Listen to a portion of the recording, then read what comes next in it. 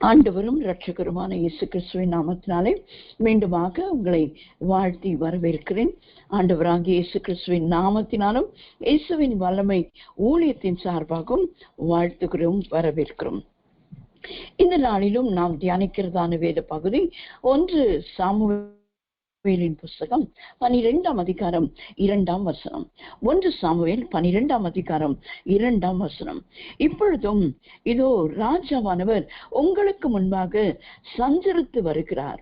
நானோ கிழவனும் நரைத்தவனும் ஆனேன். என் குமாரர் உங்களோடு இருப்பார்கள். நான் என் சிறு வயது முதல் இந்நாள் வரைக்கும் உங்களுக்கு முன்பாக சஞ்சரித்து வந்தேன். நான் என் சிறு வயது முதல் இந்நாள் வரைக்கும் உங்களுக்கு முன்பாக சஞ்சரித்து வந்தேன்.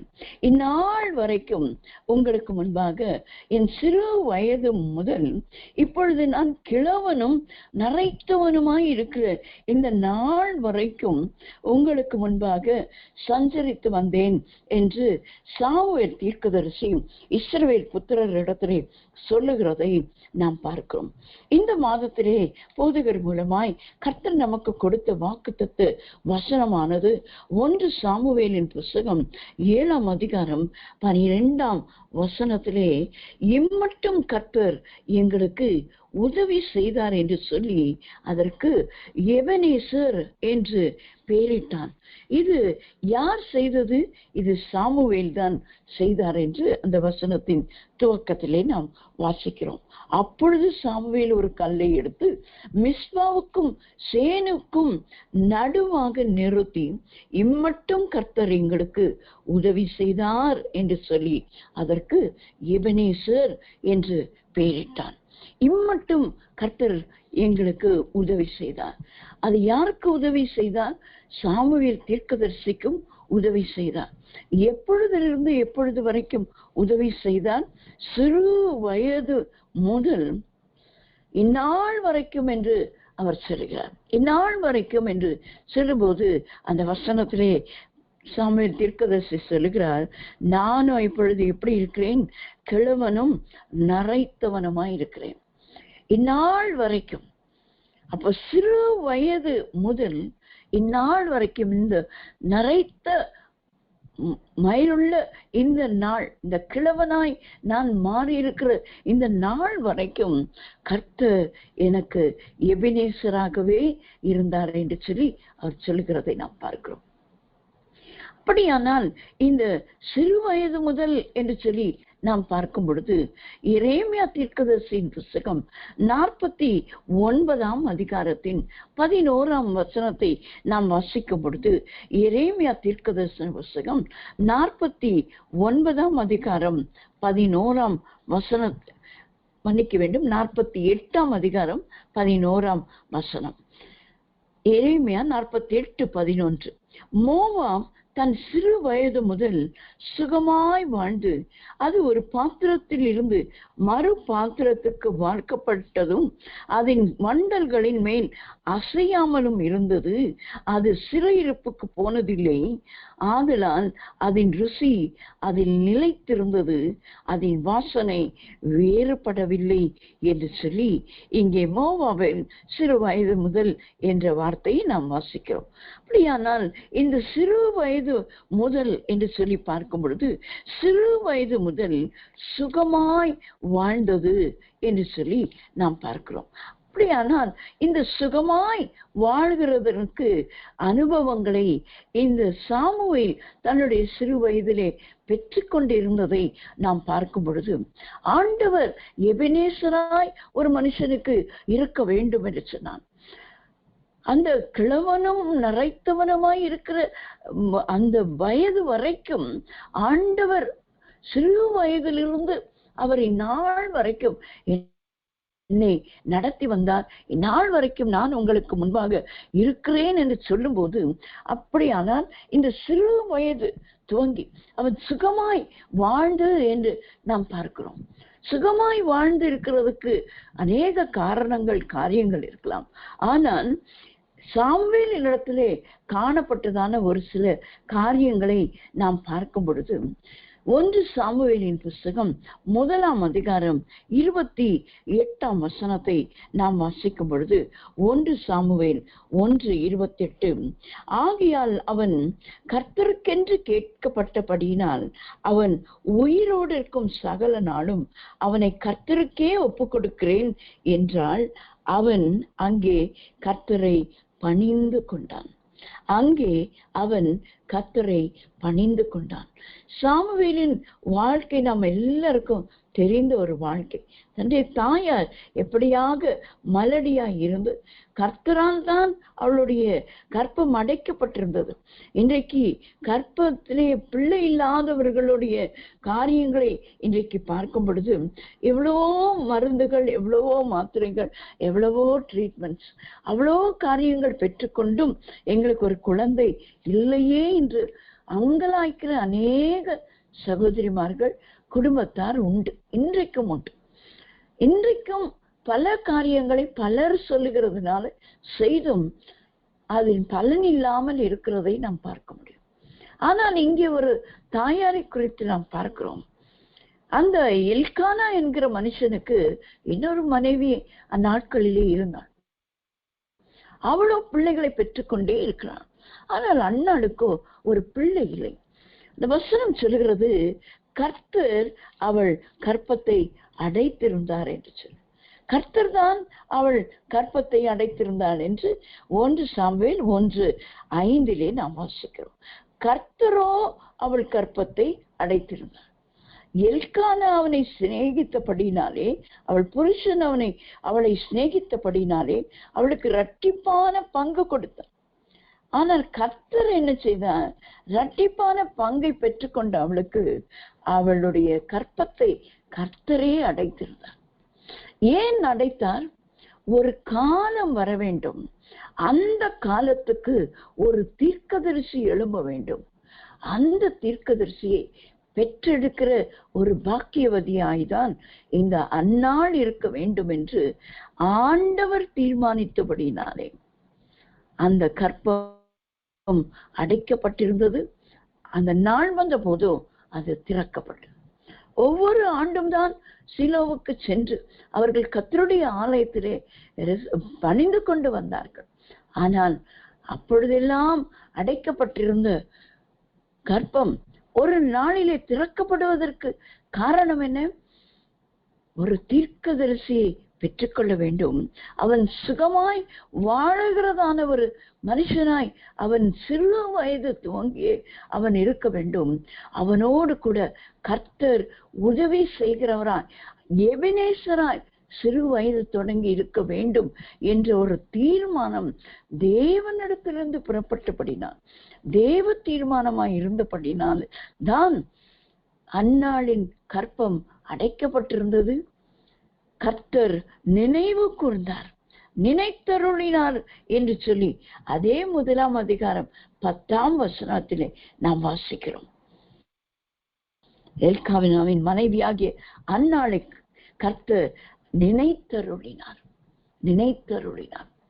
அவர் நினைத்தருளுகிற அந்த நாளிலே தான் அந்த பிள்ளையை நான் கர்த்தரிடத்தில் கேட்டேன் என்று அவனுக்கு சாமுவேல் என்று பெயர் கொடுக்கிறான். பெயர் கொடுக்கிறது மட்டுமல்ல, தனக்கு பிறந்தது அந்த ஒரு குழந்தை தான். ஆனால் அதையும் கூட கொண்டு போய் நான் எப்படி பொருத்தனை பண்ணி எனக்கு ஒரு ஆண் குழந்தையை கர்த்தர் நீர் கொடுப்பீரானான், அதை நான் உம்முடைய ஆலயத்திற்கென்று உமக்கு பணிவிடை செய்யும்படியான் உம்மை பணிந்து கொள்ளுகிற ஒரு மகனாய் அவனை நான் கொடுப்பேன் என்று சொல்லி அவள் கொடுக்குவதற்கு தன்னை அர்ப்பணித்தாள். ஆகையால் கர்த்தரை பணிந்து கொள்ளுகிற ஒரு சுகமாய் வாழ்ந்த ஒரு சிறுவனாகத்தான் இந்த சாமுவேல் தீர்க்கதரிசி தன்னுடைய ஜீவியத்தை அந்த சீலோவிலே ஆரம்பிக்கிறதை நாம் பார்க்கிறோம்.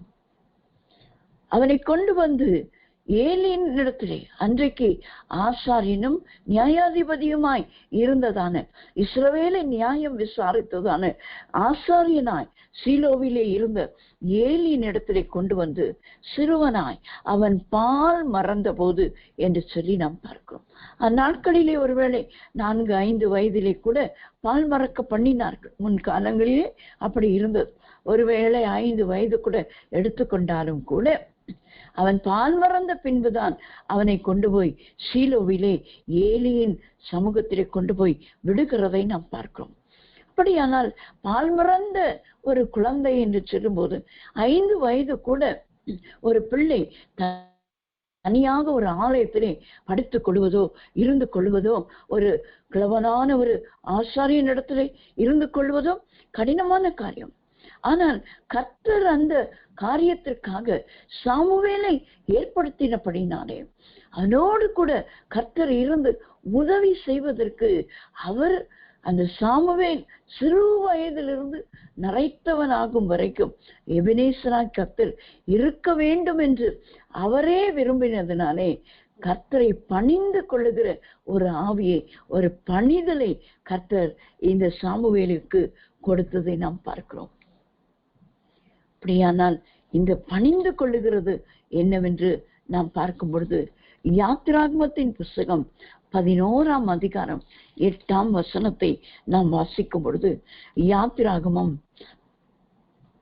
11ஆம் அதிகாரம் 8ஆம் வசனம், அப்பொழுது உம்முடைய ஊழியக்காரராகிய இவர்கள் எல்லாரும் என்னிடத்தில் வந்து பணிந்து, நீயும் உன்னை பின்பற்றுகிறவர்கள் யாவரும் புறப்பட்டு போங்கள் என்று சொல்லுவார்கள், அதன் பின் புறப்படுவேன் என்று சொல்லி உக்கிரமான கோபத்தோட பார்வோனை விட்டு புறப்பட்டான் என்று சொல்லி இங்கே மோசே பார்வோனிடத்திலே சொல்லுகிறதான வார்த்தைகளாக இருக்கிறது.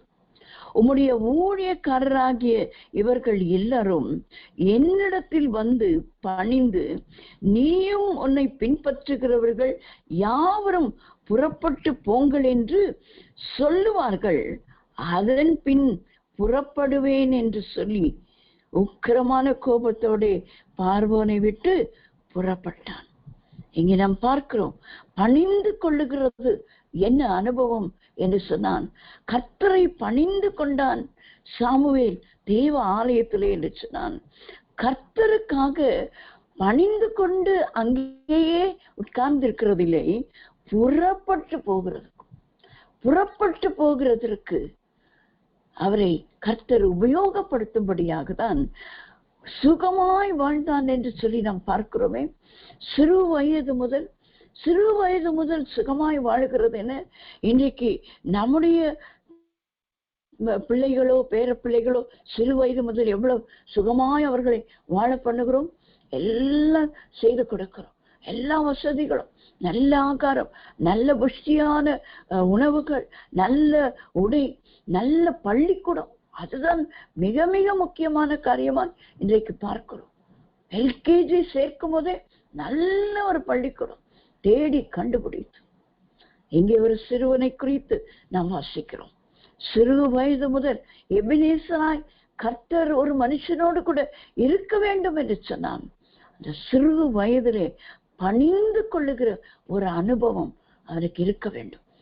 அவன் கர்த்தருடைய ஆலயத்திலே அங்கே அவன் அந்த பால் மறந்த பிள்ளை 5 வயதிலே விடப்பட்ட நேரத்திலே பணிந்து கொள்ளுகிறவனான் இருந்தான். பணிந்து கொள்ளுகிறவன் என்ன செய்ய வேண்டும் என்று சொல்லி நாம் யாத்திராகமம் 11:8 நாம் வாசிக்கிறோம் என்று சொன்னான். அவன் புறப்பட்டு போக வேண்டும். நாம் சாமுவேல் தீர்க்கதரிசியின் வாழ்க்கையை இந்த மாதம் முழுவதும் தியானிக்க போகிறோம்.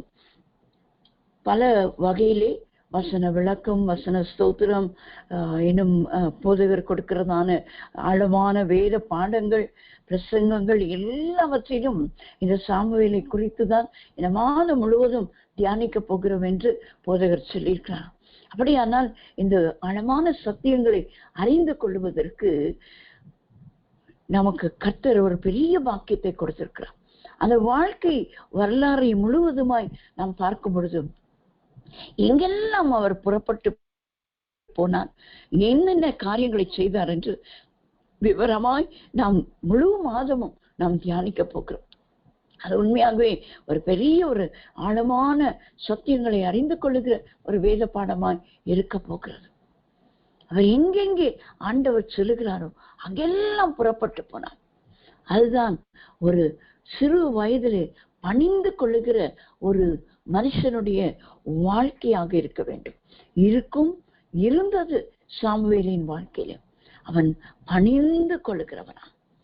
அங்கே அங்கே கர்த்தருக்கென்று நான் கேட்டு பெற்றுக்கொண்ட இவனை நான் கர்த்தருக்கே ஒப்பு கொடுக்கிறேன் என்று சொல்லி ஏலியின் சமூகத்திலே அவரை சாமுவேலை விட்டவுடனே அவன் அங்கே கர்த்தரை பணிந்து கொண்டான் என்று சொல்லி பார்க்கும். பணிந்து கொண்டு அங்கேயே இருந்தானோ இல்லை, வளர்ந்த பின் அவரை கர்த்தர் தான் வரைக்கும் கொண்டு சென்றார். அவர் தீர்க்கதரிசி என்பதை வெளிப்படுத்தினார். அப்படியானால் சிறு வயது முதல் இந்நாள் வரைக்கும் கர்த்தர் எனக்கு எபெனேசராய் இருந்தார் என்று சொல்லுகிற இந்த சாமுவேலின் வாழ்க்கை, அந்த சிறு வயது எப்படி ஆரம்பித்தது? கர்த்தரை பணிந்து கொள்ளுகிற ஒரு அனுபவத்தில் ஆண்டவர் அந்த பணிந்த தாழ்ந்த உள்ளங்களை, ஆத்மாவை தான் உயர்த்துகிற ஒரு தேவனாயிருக்கிறார். அப்படியானால் நாம் கர்த்தரை பணிந்து கொள்ளுகிறவர்களாய் இருப்போம் என்று சொன்னார். ஆண்டவரை பணிந்து கொள்ளுகிறது, அவரை துதிக்கிறது, அவரை ஸ்தோத்திரிக்கிறது, அவருடைய ஆலயத்திலே சென்று கர்த்தரை மகிமைப்படுத்துகிறது உண்மைதான். ஆனால் அவைகள் எல்லாவற்றுக்கும் மேலாக கர்த்தருக்காய் புறப்பட்டு செல்வதும், நான் புறப்பட்டு செல்வேன், தேவன் ஜனங்கள் என்னை பின்பற்றி புறப்படுவார்கள் என்று மோசே சொன்னாரே, அதே போலதான் இந்த தீர்க்கதரிசியாய் சாமுவேலை குறித்து நாம் பார்க்கும் பொழுது புறப்படுகிறவராய் பணிந்து கொண்டு அங்கேயே ஆலயத்திலே நாள் முழுவதும், வாரம் முழுவதும், வாழ்நாள் முழுவதும் படுத்து கிடந்தவர் அல்ல. அங்கேதான் அவனுடைய படுக்கை அறையும். ஆனால் அதை படுக்கை அறையிலேயே அவன் இருந்து விடவில்லை. பணிந்து கொண்டு தேவனுடைய ஆலயத்திலிருந்து புறப்பட்டு சென்ற ஒரு தேவ மனுஷனாய் இருந்தபடினாலேதான் தைரியமாய் சொல்லுகிறான், என் சிறு வயது முதல் இந்நாள் வரைக்கும் நான் கிழவனும் நரைத்த மயிலுடையவனாய் மாறி இருக்கிறேன். இப்பொழுதும் என்னுடைய ஜீவியத்தின் அந்திம காலத்திலே கடைசி நாட்களுக்கு நான் வந்து விட்டேன். நான் செய்ய வேண்டிய காரியங்களை செய்து முடித்து விட்டேன். ஆனால் கர்த்தர் எனக்கு எபெனேசராய் இருந்தது எதனால் தெரியுமா? நான் சிறு வயதிலே கர்த்தரை பணிந்து கொள்ளுகிறவனாய் இருந்தேன். அவர் சொன்ன வார்த்தையின்படி. இந்த 1 சாமுவேல் 2 சாமுவேலின் நாம் வாசிக்கும் பொழுது சாமுவேல் தீர்க்கதரிசி கர்த்தர் என்னென்ன சொல்ல புறப்பட்டு போக சொன்னார். துக்கத்தோடு இருந்தபோது, நீ எழுந்து போ, நான் உன்னை இந்த வேலைக்காக அனுப்புகிறேன், நீ சவுலை நீ ராஜாவாக மாற்று, நீ துக்கப்படாதே. நீ எழுந்து மறுபடியும் துக்கப்படுகிறான், நீ துக்கப்படாதே, நீ அழுது கொண்டிருக்காதே, நீ எழுந்து போ, நான் தாவீதை அபிஷேகம் அவனுடைய ஸ்தானத்திலே அபிஷேகம் பண்ணுகிறேன் என்று சொல்லி ஒவ்வொரு படியாக தேவன் அவரை புறப்பட்டு செல்வதற்கு அனுப்பினார். ஏனென்றால் அந்த சிறு வயதிலே கர்த்தரை பணிந்து கொள்ளுகிற ஒரு சிறுவனா அந்த ஆலயத்திலே இருந்தபடினார். நாமும் அப்படி இருக்கும்போது கர்த்தர் நம்மை புறப்பட்டு செல்ல வைப்பார். அப்பொழுது நாமும் நம்முடைய வயதான காலத்திலே நமக்கு எல்லாம் முடிந்து போனது என்று நினைக்கிற அந்த நாட்களிலே நம்மால் சொல்ல முடியும், கர்த்தர் என்னை சுகமாய் வாழ்ந்திருக்க பண்ணினார், எனக்கு அவர் எபெனேசராய் இருந்தார் என்று சொல்லி. இரண்டாவதாக நாம் பார்க்கும் பொழுது அதே 1 சாமுவேலின் புஸ்தகம் 2ஆம் அதிகாரம் 11ஆம் வசனத்தை நாம் வாசிக்கும் பொழுது 1 சாமுவேல் 2ஆம் அதிகாரம் 11ஆம் வசனத்தை நாம் வாசிக்கும் பொழுது, பின்பு எல்கானா ராமாவில் இருக்கிற தன் வீட்டுக்கு போனான். அந்த பிள்ளையோ ஆசாரியனாகிய ஏலிக்கு முன்பாக கர்த்தருக்கு பணிவிடை செய்து கொண்டிருந்தான். அந்த பிள்ளையோ கர்த்தருக்கு முன்பாக, ஆசாரியனாகி ஏலிக்கு முன்பாக கர்த்தருக்கு பணிவிடை செய்து கொண்டிருந்தான். என்ன ஒரு அற்புதமான வார்த்தைகள் பாருங்க. இங்க நாம் வாசிக்கிறோம், எல்கானா அவன் ராமாவுக்கு போய்விட்டான், தன் வீட்டிற்கு போய்விட்டான். தகப்பன் தாய் துதிபாடி ஆண்டவரை மகிமைப்படுத்திவிட்டு அவள் போய்விட்டான். ஆனால் அந்த பிள்ளையோ ஆசாரியனாகிய ஏலிக்கு முன்பாக கர்த்தருக்கு பணிவிடை செய்து கொண்டிருந்தான். கர்த்தருக்கு பணிவிடை செய்து கொண்டிருந்தான். ஆசாரியனாகிய ஏலிக்கு முன்பாக. அப்படியானால் அவனுக்கு ஒரு வழிகாட்டியும் கர்த்தர் கொடுத்திருந்தார். ஆனால் அவன் யாருக்கு பணிவிடை செய்ய வேண்டும் என்பதையும் கர்த்தர் கற்றுக் கொடுத்திருந்தார். அவன் சுகமாய் வாழ்ந்தான் சிறு வயதில் முதல் என்று சொல்லி நாம் பார்க்கும் பொழுது, இரண்டாவது காரியம், ஆசாரியனாகிய ஏலிக்கு முன்பாக அவன் பணிவிடை செய்து கொண்டிருந்தான். அவன் ஆசாரியனாகிய ஏலிக்கு முன்பாக கர்த்தருக்கு பணிவிடை செய்து கொண்டிருந்தான். நாம் யாவரும் கர்த்தருக்கு பணிவிடை செய்கிறோம் என்பதை நாம் அறிந்திருக்கிறோம். நாம் எதை செய்தாலும் கர்த்தருக்கென்று செய்ய வேண்டும் என்று சொல்லி நாம் அறிந்திருக்கிறோம். ஆனால் ஏலிக்கு முன்பாக என்று ஆசாரியனாகி அவருக்கு முன்பாக ஆசாரியனாய் நியாயாதிபதியாய் இருந்த ஏலிக்கு முன்பாக அவர் வயது சென்றவர். அவரை குறித்து நாம் வேதத்திலே நாம் வாசிக்கும் பொழுது அந்த 3ஆம் அதிகாரத்திலே நாம் வாசிக்கிறோம், அவர் ஸ்தூலித்தவர், அவர் கண் பார்வை மங்கினதான ஒரு மனுஷனாய் அவர் இருந்தார் என்று சொல்லி நாம் பார்க்கிறோம். அவன் பார்க்க கூடாதபடிக்கு அவனுடைய கண்கள் இருளடைந்திருந்தது. அது மாத்திரமல்ல, அவன் ஸ்தூலித்த ஒரு மனுஷனான். சரீரம் ஒரு பெரிய அளவிலே இருந்த ஒரு மனுஷனாய், ஆசாரியன் தான், கர்த்தருக்கு முன்பாக பணிவிடை செய்கிறதான ஒரு ஆசாரியனாய் தான் இருந்தார். ஆனால் அந்த பணிவிடைகளை செய்வதற்குரிய பலனோ கண் பார்வையோ எதுவுமே இல்லை. ஆனால் இந்த சாமுவேலை குறித்து நாம் வாசிக்கும் பொழுது அவன் சிறுவன் தான், சிறு வயது தான். ஆனால் அந்நாட்களிலே கர்த்தருக்கு பணிவிடை செய்வதை அறிந்திருந்த சாமுவேல் ஆசாரியனாகிய ஏலிக்கு முன்பதாக நின்றதை நாம் பார்க்கிறோம். ஆசாரியனாகிய ஏலி இருக்கிறாரே, அவர் கண் பார்வையற்றவர். அவர் நம்மை பார்க்கவும் முடியாது, அவரால் எதையும் செய்யவும் முடியாது. நாம் தானே எல்லாவற்றையும் செய்ய வேண்டும் என்று ஏனோ தானோ என்றோ தான் விரும்பினபடியோ எதையும் செய்யாமல், அதற்குதான் ஆண்டவருடைய வசனம் சொல்கிறது, ஏலிக்கு முன்பாக என்று சொல்லி. ஏலிக்கு முன்பாக அவன் பணிவிடை செய்கிறவனாய், கர்த்தருக்கு பணிவிடை செய்கிறவனாய் அவன் இருந்ததை நாம் பார்க்கிறோம். நாம் யோசுவாவை குறித்து வேதத்திலே நாம் வாசிக்கும் பொழுது, யாத்திராகமத்தின் புஸ்தகம் 33ஆம் அதிகாரம் 11ஆம் வசனத்தை நாம் வாசிக்கும் பொழுது, யாத்திராகமம் 33:11, ஒருவன் தன் சிநேகிதனோட பேசுவது போல கர்த்தர் மோசேயோடு முகமுகமாய் பேசினான். பின்பு அவன் பாளையத்துக்கு திரும்பினான். நூனின் குமாரனாகிய யோசுவா என்னும் அவனுடைய பணிவிடைக்காரனாகிய வாலிபன் ஆசரிப்பு கூடாரத்தை விட்டு பிரியாதிருந்தான். பணிவிடை செய்கிறவன், கர்த்தருக்கு பணிவிடை செய்கிறவன், ஆசாரியனுக்கு முன்பாக பணிவிடை செய்கிறவன் ஆசரிப்பு கூடாரத்தை விட்டு பிரியாதிருந்தான் என்று சாமுவேலை குறித்து நாம் அப்படித்தான் வாசிக்கிறோம்.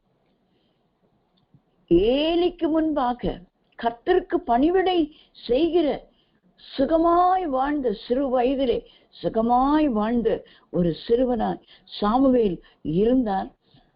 அவருக்கு கர்த்தர் உதவி செய்தார், எபினேசராய் இருந்தார் என்று நாம் பார்க்கிறோம். எதினாலே என்று இரண்டாவதாக நாம் பார்க்கும் பொழுது, ஆசாரியனாகிய ஏலிக்கு முன்பாக கர்த்தருக்கு பணிவிடை செய்து கொண்டிருந்தான்.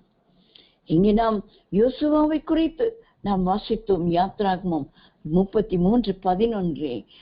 மோசையோட கர்த்தர் எப்படி பேசினாராம்? ஒரு சிநேகிதனோட பேசுகிறது போல முகமுகமாய் பேசினான். ஆனால் மோசே தன்னுடைய கூடாரத்திற்கு போய்விட்டான், பாளையத்திற்கு போனான் என்று நாம் வாசிக்கிறோம். ஆனால் யோசுவாவும் பணிவிடை செய்கிறவராய் இருந்தபடியினாலே ஆசரிப்பு கூடாரத்தை விட்டு பிரியாதிருந்தான் என்று நாம் வாசிக்கிறோம்.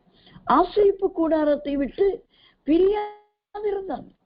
அப்படியானால் இந்த ஆசரிப்பு கூடாரத்தை விட்டு பிரியாதிருந்த இந்த யோசுவாவை குறித்து நாம் யோசுவாவின் புஸ்தகம் 1ஆம் அதிகாரத்திலே நாம் வாசிக்கும் பொழுது அவரை அங்கே நாம் வாசிக்கிறோம், மோசேயின் ஊழியக்காரனாகிய யோசுவா என்று சொல்லி.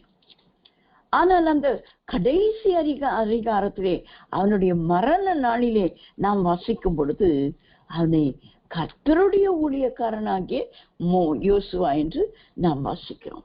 யோசுவாவின் புஸ்தகம் 1ஆம் அதிகாரம் 1ஆம் வசனத்தை நாம் வாசிக்கும் பொழுது, கர்த்தருடைய தாசனாகிய மோசே மரித்த பின்பு கர்த்தர் மோசேயின் ஊழியக்காரனான நூனின் குமாரன் யோசுவாவை நோக்கி. அதுவரைக்கும் யாருடைய ஊழியக்காரன்? மோசேயின் ஊழியக்காரன். ஆனால் அதன் பின்பு யாருடைய ஊழியக்காரன்? அந்த யோசுவாவின் புஸ்தகம் 24ஆம் அதிகாரத்திலே நாம் வாசிக்கும் பொழுது அங்கே நாம் வாசிக்கிறோம் 29ஆம் வசனம் 24:9. இந்த காரியங்கள் நடந்த பின்பு நூனின் குமாரனாகிய யோசுவா என்னும் கர்த்தருடைய ஊழியக்காரன் 110 வயது உள்ளவனாய் மரணம் அடைந்தான். அந்த நிறைய வயது வரைக்கும், இந்நாள் வரைக்கும் எபனேசரா என்னோடு கூட இருக்கிறார், இந்நாள் வரைக்கும் நான் உங்கள் நடுவிலே இருக்கிறேன், இந்த எபினேசர் எனக்கு உதவி செய்து இந்த நரைத்தவனாய் நான் வரும் வரையிலும் ஆண்டவர் எனக்கு எபினேசராய் இருந்ததை நீங்கள் எல்லாரும் அதுக்கு சாட்சியாய் இருக்கிறீர்களே என்று சொன்ன சாமுவேல், அவன் ஏலி ஆசாரியன், அவனுக்கு முன்பாக தான் பணிவிடை செய்து கொண்டிருந்தான். எப்படி இந்த யோசுவா ஆச்சரிப்பு கூடாரத்தை விட்டு விலகாத ஒரு பணிவிடைக்காரராய் இருந்தாரோ, அதுபோலதான் இந்த சாமுவேலும் அங்கே ஒரு பணிவிடை செய்கிறவனாயிருந்தார். அந்த ஆச்சரிப்பு கூடார் அன்றைக்கு சீலோவிலே தான் கர்த்தருடைய உடன்படிக்கை பற்றி இருந்தது. அங்கே கர்த்தருடைய ஆலயம் இருந்தது. கர்த்தரை தொழுது கொள்ளுகிற தெய்வ ஜனங்கள் அங்கே வந்தார்கள். நாட்களிலே அங்கே சாமுவேல் சிறு வயதுதான், சிறு பையன். அந்த வயதிலே அவன் ஏலிக்கு முன்பாக, ஆசாரியனாகி ஏலிக்கு முன்பாக கர்த்தருக்கு பணிவிடை செய்தார். ஆகையால் தான் ஒரு பெரிய ஒரு தீர்க்கதரிசியார், பெரிய ஒரு நியாயாதிபதியார், அவருடைய பிள்ளைகளும் 2 பிள்ளைகளும் நியாயாதிபதிகள். ஆனால் அவர்களை குறித்து அதிகமாய் சொல்லப்படவில்லை. ஏனென்றால் கர்த்தருக்கு பிரியமாய் அவர்கள் நடக்கவில்லை. ஆகையால் அவர்களை கர்த்தர் தள்ளிவிட்டார். ஆனால் சாமுவேலோ தீர்க்கதரிசி என்று வெளிப்பட்டது. நிறைய வயதான கிழவனாய் இருக்கும் வரைக்கும் கர்த்தருடைய ஊழியக்காரர் எப்படி யோசுவா விளங்கினாரோ அதுபோல இந்த பணிவிடை ஆவி, இந்த பணிவிடை ஆவி உள்ளவர்களை தான் கர்த்தர் என்ன செய்கிறார்கள், உயர்த்துகிறார் என்று சொல்லி நாம் அறிந்து கொள்கிறோம். பணிவிடை ஆவி செய்கிறவர்களால் தூதர்களை ஆண்டவர் என்ன செய்கிறாராம், பணிவிடை ஆவிகளாக வைத்திருக்கிறார். மனுஷருக்கு உதவி செய்யும்படியாக நற்செய்திகளை அல்லது துர்ச்செய்திகளை அல்லது சங்காரங்களை அனுப்புகிறவர்களாய், பாதுகாக்கிறவர்களாய் தூதர்களை கர்த்தர் வைத்திருக்கிறார். ஆனால் அவர்களை என்ன செய்யவில்லை, அக்கினி ஜுவாலைகளாய் மாற்றவில்லை. ஆனால் பணிவிடை ஆவியுடைய தேவ பிள்ளைகளுக்கு தான் ஆண்டவர் பணிவிடை ஆவியை கொடுத்து நம்மோடு கூட அவர் எபெனேசராய் இருந்து நம்மை அக்கினி ஜுவாலையாய் மாற்றுகிறார். அவர் நம்மை ஊழியக்காரர் என்ற ஒரு பெரிய ஒரு ஸ்தானத்தை மாத்திரம் கொடுக்கிற தேவன் அல்ல, நம்மோடு கூட இருக்கிற ஒரு எபினேசராய் நம்முடைய சிறு வயது முதல் நம் வயதான நாட்களிலும் நாம் சொல்லத்தக்கதாக நம்மை அப்படி வைக்கிறதற்கு காரணம் என்ன? அவர் நம்மை மறந்து விடாமல் இருப்பதற்கு காரணம் என்ன?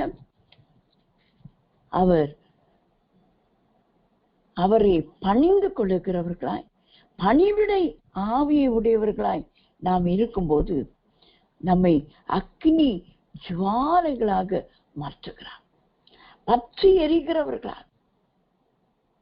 அவன் பணிந்து கொள்ளுகிறவனாய் இருந்தபோது அவரை புறப்பட செய்தார். அவன் பணிவிடை செய்கிறவனாய் இருக்கும்போது அக்கினி ஜுவாலையாக மாற்றுகிறார். எபிரேயருக்கு எழுதின நிருபம் 1 அதிகாரம் 7 வசனத்தை நாம் வாசிக்கும் பொழுது, எபிரேயர் 1 அதிகாரம் 7 தேவ தூதர்களை குறித்து தம்முடைய தூதர்களை காற்றுகளாகவும் தம்முடைய ஊழியக்காரரை அக்கினி ஜுவாலைகளாகவும் செய்கிறார் என்று சொல்லியிருக்கிறார். தூதர்களுக்கு தான் அந்த பணிவிடையின் ஆவியை அவர் கொடுத்திருக்கிறார், பணிவிடை செய்கிறதுக்கான ஒரு காரியத்தை. ஆனால் நாம் கர்த்தருடைய ஊழியக்காரருக்கு முன்னதாக, ஆசாரியனாகிய ஏலிக்கு முன்னதாக எப்படி சாமுவேல் பணிவிடை கர்த்தருக்கு செய்தாரோ, அதுபோல நமக்கு முன்பாக முன்னோடிகளாய் ஓடுகிற, நமக்கு நடத்திப்புக்காரர்களாய் இருக்கிற ஊழியக்காரருக்கு முன்பாக நாம் பணிவிடை ஆவியோடு கூட கர்த்தருக்கு பணிவிடை செய்யும் போது ஆண்டவர் நம்மை எப்படி மாற்றுகிறான்?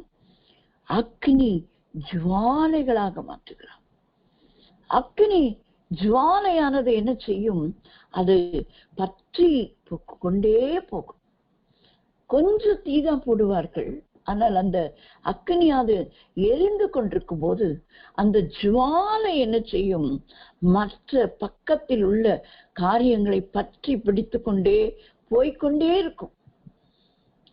அக்கினி ஜுவாலை பற்றி என்னது என்று சொன்னால் அது பற்றி போய்கொண்டே இருக்கும், அதை ஒருவராலும் நிறுத்த முடியாது.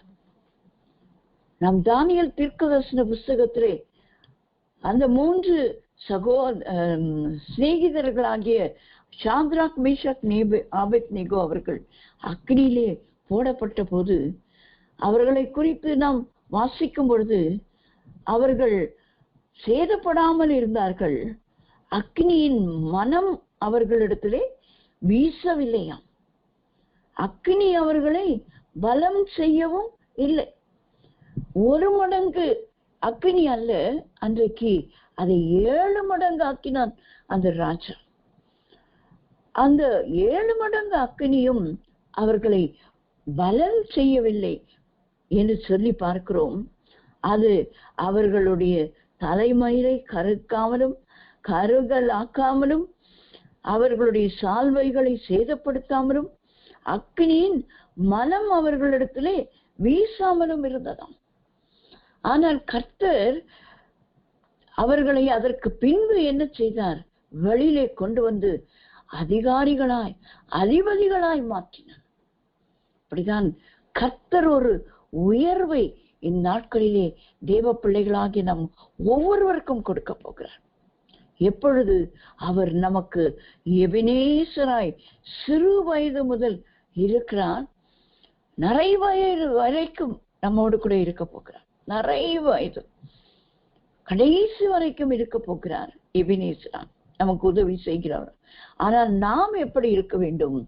பணிவிடை செய்கிறவராக, ஆசாரியனாகிய ஏலிக்கு முன்பாக எப்படி சாமுவேல் பணிவிடை செய்து கொண்டிருந்தானோ அதுபோல நாமும் நமக்கு கொடுத்த ஊழியக்காரர்கள், தேவ பிள்ளைகள், நமக்கு முன்னோடிகளாய் முன்மாதிரிகளாய் இருக்கிறவர்களை பின்பற்றி அவர்களுக்கு முன்பாக அவர்கள் வயது முதிர்ந்தவர்களாய் அவர்களுடைய காலம் கூட முடிகிறதா இருக்கலாம். இந்த சாமுவேல் சிறுவராய் இருக்கும் போதே அந்நாட்களிலே எப்படி இருந்தார் இந்த ஏலி? கண் பார்வை மங்கலாய் எல்லாம் போன நிறைய வயதிலே இருந்தார். ஆனால் அந்நாட்களிலே கர்த்தருக்கு பணிவிடை செய்கிற சாமுவேல் அன்னை ஏலிக்கு முன்பதாக தான் நின்று பணிவிடை செய்து கொண்டார். கர்த்தருக்கு தான் பணிவிடை. அந்த ஆலயத்திலே அவன் செய்த எல்லா வேலைகளும் கர்த்தருக்கு தான். ஆனால் யாருக்கு முன்பதாக? ஆசாரியனாகிய ஏலிக்கு முன்பதாக. ஆகியால் நாம் மறந்து விடக்கூடாது. அநேகர் என்ன செய்வாங்க, நான் கர்த்தருக்கு ஊழியம் செய்கிறேன், இன்றைக்கு தடி எடுத்தவன் எல்லாம் தண்டற்காரனாக மாறினது போல இன்றைக்கு பைபிள் எடுத்தவங்க எல்லாம் ஊழியக்காரங்க இல்லைங்க. நாம் பல ஆண்டுகள் பல ஊழியக்காரர்களின் அடியிலே வேலை செய்ய வேண்டும். அடியில. அதுக்குதான் வேதத்திலே அப்போஸ்தலர் நடபடிகளின் புத்தகத்திலே நாம் வாசிக்கும் பொழுது அன்றைக்கு அப்போஸ்தலர்களிடத்திலே வந்து அப்போஸ்தலர்களாய் சீஷர்களாய் வந்தவர்கள் என்ன செய்தார்கள்? தங்கள் நிலங்கள் எல்லாவற்றையும் விற்று கொண்டு வந்து அப்போஸ்தலருடைய பாதப்படியிலே வைத்து விட்டார். பாதத்திலே வைத்து அங்கே பணிவிடை ஆவியை பெற்று பணிந்து கொண்டு பணிவிடை செய்தார்கள். ஊழியக்காரருக்கும் பணிவிடை செய்தார்கள், கர்த்தருக்கு பணிவிடை செய்தார். இன்றைக்கு ஊழியக்காரருக்கு பணிவிடை செய்வதற்கு சிலர் ஏதோ பேசி திரிகிறார்கள். ஊழியக்காரருக்கு பணிவிடை செய்ய கற்றுக்கொள்ள வேண்டும், தவறல்ல. ஒரு ஊழியக்காரருக்கு சமைத்து ஓடுகிறதோ அல்லது அவருக்கு உணவு காரியங்களை பார்க்கிறதோ அவர் துணிகளை துவைத்து கொடுக்கிறதோ தவறே கிடையாது. எலிசா தீர்க்கதரிசியான போது எலியா எடுத்துக்கொள்ளப்பட்டார். இரட்டிப்பான வரங்களை பெற்றுக்கொண்ட எலிசா தீர்க்கதரிசியை அந்த இஸ்ரவேல் ராஜாவின் இடத்திலே ஒரு மனுஷன் அறிமுகப்படுத்துகிறான். இங்கே தீர்க்கதரிசி யாராவது இருக்கிறாரா என்று யூதாவின் ராஜா கேட்கும் போது சொல்லுகிறான், இங்க எலிசா தீர்க்கதரிசி இருக்கிறாருங்க. அவர் கைகளினாலே எலியாவின் இரட்டிப்பான வரங்கள் கிரியை செய்கிறது, இரட்டிப்பான அதிசயங்கள் அற்புதங்கள் நடக்கிறது. அப்படி அவரை அறிமுகப்படுத்தவில்லை. எலியாவின் கைகளுக்கு தண்ணீர் வார்த்த எலிசா இங்கே இருக்கிறார். ஒரு தீர்க்கதரிசியை எப்படிங்க அறிமுகப்படுத்த வேண்டும்? அவர் இந்த தேசத்துக்கே ஒரு பெரிய தீர்க்கதரிசிங்க. அவர் சொன்ன பயங்கரங்கள் நடக்கும். அவர் ஒரு வார்த்தை சொன்னா கரடிகள் வந்து பிள்ளைகள் அவரை கேலி செய்தால் கடித்து கொதறி போடுங்க. அப்படிதான் ஒரு தீர்க்கதரிசி அறிமுகப்படுத்தணும். அப்படி அறிமுகப்படுத்தவில்லையே. எலியாவுக்கு தண்ணீர் வார்த்த, எலியாவின் கைகளுக்கு தண்ணீர் வார்த்தை என்று சொன்னார். அவர் சாப்பிட்ட பின்ன இவரு என்ன கொடுக்கிறாருங்க? கை கழுக தண்ணி கொடுக்கிறார். அது தவறே அல்ல. இன்றைக்கு அநேக ஊழியக்காரருக்கு கீழே இருந்து பணிவிடை செய்கிறதற்கு கற்றுக்கொள்ளுகிறதில்லை. அதனால்தான் அவர்களால் கர்த்தருக்குள் நிலைத்திருக்க முடியவில்லை, கர்த்தருக்காய் கடைசி வரைக்கும் பணிவிடை செய்ய முடியவில்லை. ஏலியை காட்டிலும் சாமுவேலுக்கு ஆண்டவர் அந்த சிறு வயதிலே ஏலியின் குடும்பத்தாரை குறித்து, அந்த ஆசாரியனாகிய ஏலியின் குடும்பத்தை குறித்து தீர்க்க தரிசனங்களை ஆண்டவர் கொடுத்தாரே, வெளிப்பாடுகளை கொடுத்தாரே. அப்ப எவ்வளவு பெரிய மனுஷன் அவர். ஆனாலும் ஆசாரியனாகிய ஏலி இருக்கும் நாள் மட்டும் அவருக்கு முன்பாக தான் நான் பணிவிடை செய்வேன் என்று அந்த பணிவிடையின் ஆவியை பெற்றதினாலேதான் அவரை கர்த்தர் ஒரு ஊழியக்காரராக, ஒரு தீர்க்கதரிசியாக அந்த தேசம் முழுவதிலும் கர்த்தர் பயன்படுத்தி அந்த நாட்களிலே ஆண்டவர் அவரை உபயோகப்படுத்தினதை நாம் பார்க்கிறோம். அக்கினி ஜுவாலியாக பற்றி எறிகிறவரா அவர் எங்கெங்கே போகிறாரோ உடனடியாக அங்கே ஜனங்கள் பெருகி ஓடி வந்து விடுவார்கள். தாவீதின் வீட்டுக்கு வருகிற வழியிலே, ஓ சாமுவேல் தீர்க்கதரிசி எங்கேயோ போகிறாரு, என்ன விஷயம், என்ன விசேஷம், என்ன நடக்கிறது, தீர்க்கதரிசி ஏன் நம்ம ஊருக்குள்ளே வந்திருக்கிறார்? எத்தனை பெரிய ஒரு பிரபலம், அக்கினி ஜுவாலையை போல பச்சை பிடிக்கிற ஒரு ஊழியக்காரர், ஒரு தீர்க்கதரிசியாய் அவர் மாறினதற்கு காரணம் என்ன? பணிவிடை செய்கிற ஆசாரியனாகி ஏலிக்கு முன்பாக நிச்சயமாய் அவருக்கும் அவர் தண்ணீர் கொடுத்து ஆகாரம் கொடுத்து, கண்ணு தெரியாத ஒரு ஊழியக்காரங்க அவருக்கு நிச்சயமா அவர் என்ன பண்ணிருப்பாரு? சாமுவேல் ஆகாரம் கொண்டு வந்து கொடுத்து, அவர் தட்ட கழுவி வைத்து, கையை கழுவுங்க ஐயா, நான் தண்ணி கொடுக்கிறேன் கொடுத்திருப்பார் நிச்சயமாய். இவர்கள் எழுதப்படவில்லை, நிச்சயமாய் அவைகளை செய்திருப்பார். இன்றைக்கு அநேக ஊழியக்காரருக்கு அடிபணிந்து போகிறதற்கு பிரியமில்லை.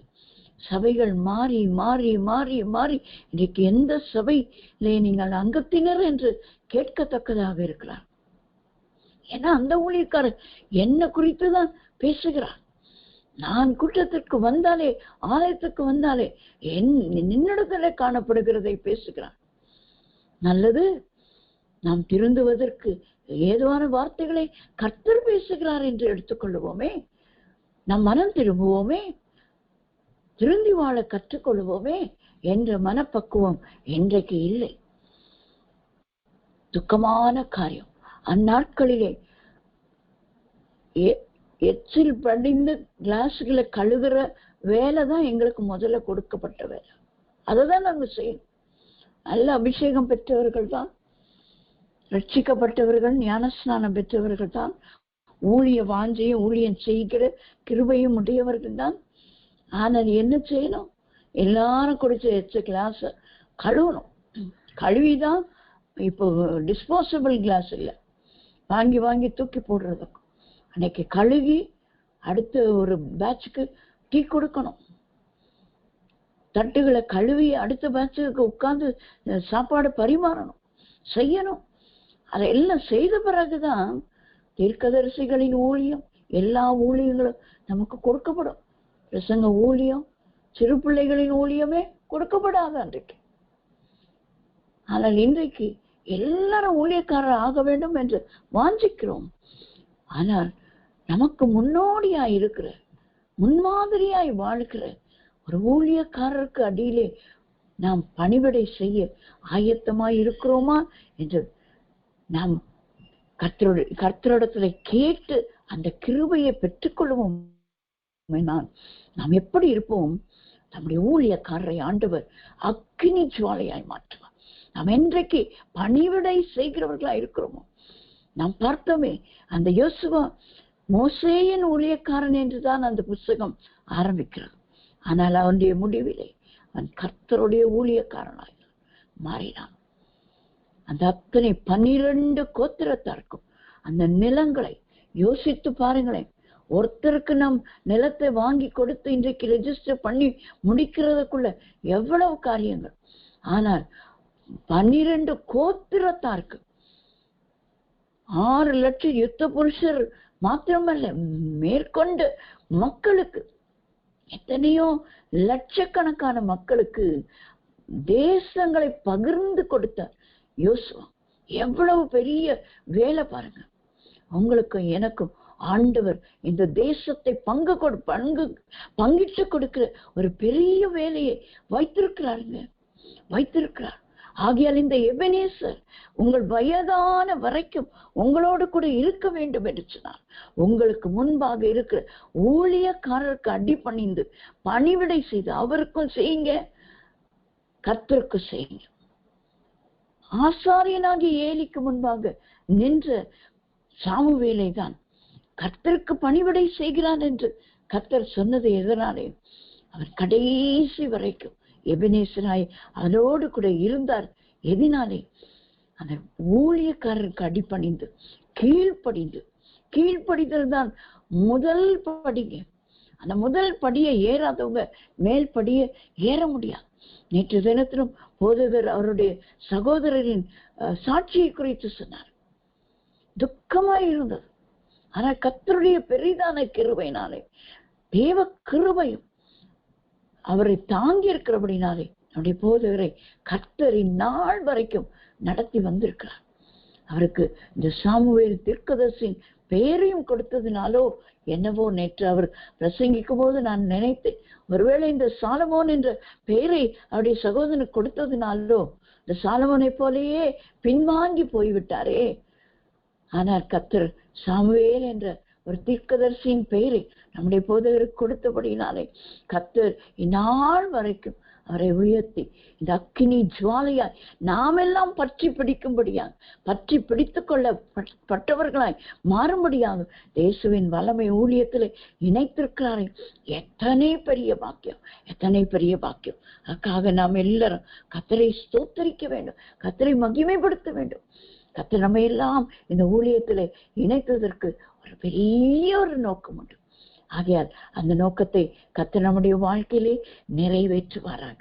நாம் நம்முடைய ஊழியக்காரருக்கு கீழ்ப்படிந்து தவறான காரியங்களை சொல்லி இதை செய்யுங்கள் என்று சொன்னால் நீங்கள் செய்ய வேண்டாம். தவறான காரியங்களுக்கு நாம் அடிபணிய வேண்டாம், பணிவிடை செய்ய வேண்டாம். ஆனால் கர்த்தருக்கு உகந்து இந்த வசனங்களை வாசித்து விட்டு படுங்கள் என்று சொன்னால் அதை செய்ய வேண்டும். இதை செய்யுங்கள், இந்த ஊழியத்திலே கலந்து கொள்ளுங்கள், இந்த ஊழியத்தை செய்யுங்கள், இதை இந்த காரியங்களை செய்யுங்கள் என்று சொல்லும்போது அதை கீழ்ப்படிந்து நாம் செய்யும் போது நம்மை மேல் படிக்கு கர்த்தர் எபினேசராய் இருந்து சிறு வயது முதல் நிறைமயிர வரைக்கும் வயதான கிழவன் கிழவையாக மாறுகிற வரைக்கும் நம்மோடு கூட கர்த்தர் இருக்க போகிறார். இந்த கிருபையை நாம் எல்லாரும் பெற்றுக்கொள்வோமா? நாம் கண்களை மூடி ஆண்டோடைய சமூகத்திலே நம்மை ஒப்பு கொடுத்து நாம் ஜெபிப்போம்.